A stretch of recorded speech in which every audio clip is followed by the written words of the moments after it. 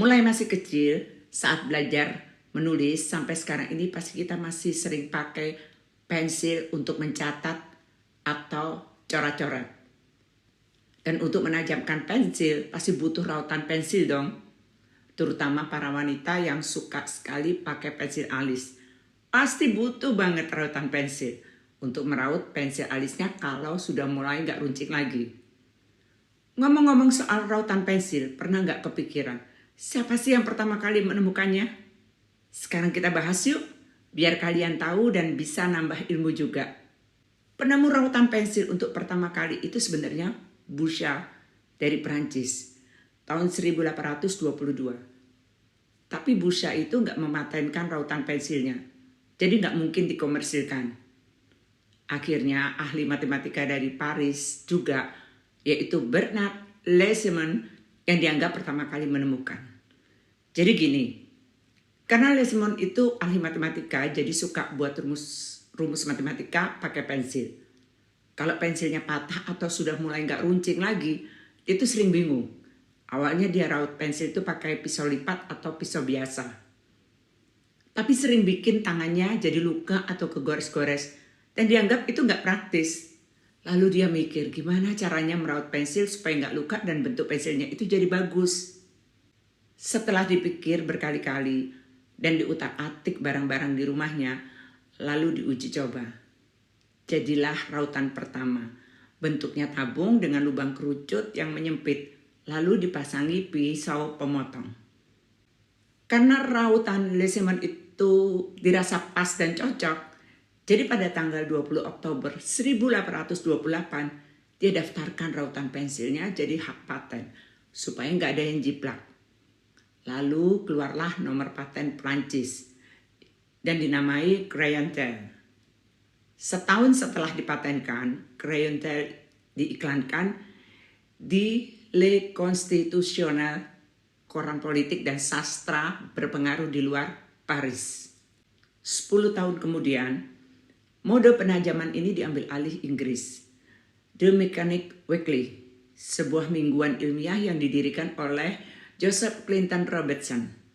Lalu temuannya dinamakan Styloxynon.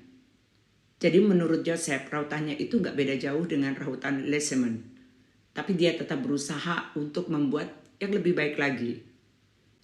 Lalu pada tahun 1847, Thierry de Astafaux dari Prancis menemukan rautan pensil manual yang sampai sekarang ini masih kita pakai. Dan karena cara manual ini dirasa lebih cepat tajam, makanya disebut rautan prisma. Sejak saat itu, penajam manual ini mulai bermunculan di Eropa dan kantor-kantor di seluruh dunia. Walaupun ada sedikit perubahan dari rautan Astafaux.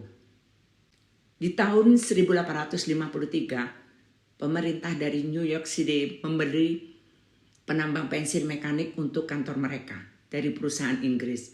Harganya $1 itu 50 rautan. Lalu harga itu mulai turun saat permintaan mulai meningkat karena diproduksi secara massal. Dan di tahun 1855, rautan pensil pertama kali dipatenkan oleh Walter K. Foster dari Bangor, Maine.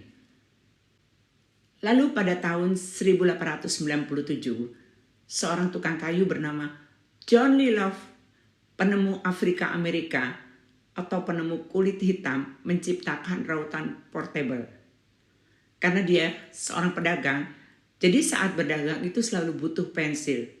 Sementara rautan yang dipakai, kalau meraut pensil itu selalu bikin berantakan. Jadi dia butuh rautan yang gampang dipakai.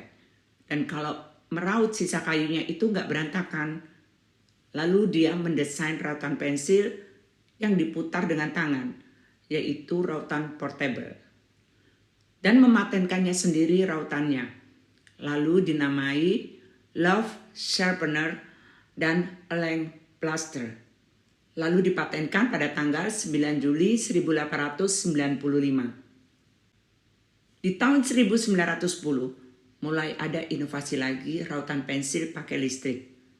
Dan di tahun 1917 diproduksi penajam pensil listrik, tapi nggak komersial.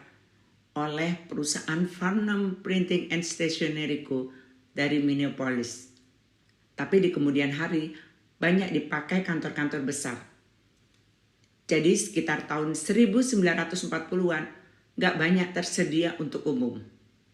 Dan rautan yang masih sering dipakai sampai sekarang itu desain dari Astapho dan John Lovely.